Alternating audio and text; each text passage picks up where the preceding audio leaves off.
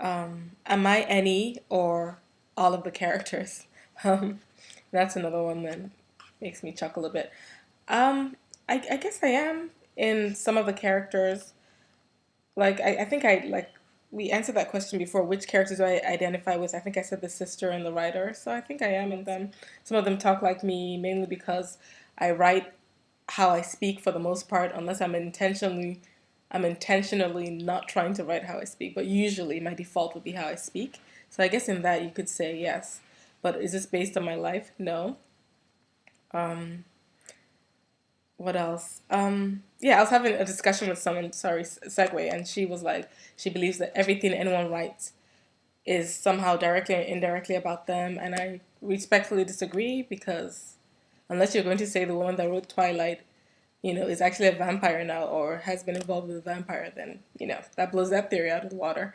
It just doesn't necessarily mean, I think to be a fiction writer, and I'm no expert, but I believe one quality you must have is the ability to write about something that you know nothing about, even if it means you research it or you just write your own interpretation of what you think, how you think would be, or how you think this scenario should go. It just means you have an active imagination and you're able to articulate that. But that doesn't mean that it's about you or about someone you know. That's why it's fiction. But this is my belief. And this is my opinion. Which make into a full length novel and why? Actually, The Father. That's one about the sisters Leslie and Manny. And initially, that was going to be my full length novel, but it was just taking forever. And midway, like how when you're writing, then you just lose steam, and then when you try and get back to it, it just doesn't connect the same way as when you first started writing it. That's how or that's how I know it's time to let something go. So I was like, yeah, this is no longer working for me, and I think it's okay as as short stories, but initially start as an excerpt of a novel on my blog. Uh, that's another thing. If you are interested, I do have a blog called 90 Days, 90 Days to Getting Published. I think it's 90 Days or Years to Getting Published. It's on WordPress. I'll put the exact link in the comments down below. If you're interested, you can check it out. So that's the one I'd make into a full length novel, mainly because it was initially supposed to be, and I think I know where it could go. The possibilities with it are infinite. Yeah. And why? Well, because as I said, I think the possibilities are infinite, and it involves two different women in two different areas of the world, one in America, one in Nigeria, somehow connected by this man who, they're half sisters. So just how their relationship with him impacted their life choices. I think that would make for a very interesting. I might someday. I don't know.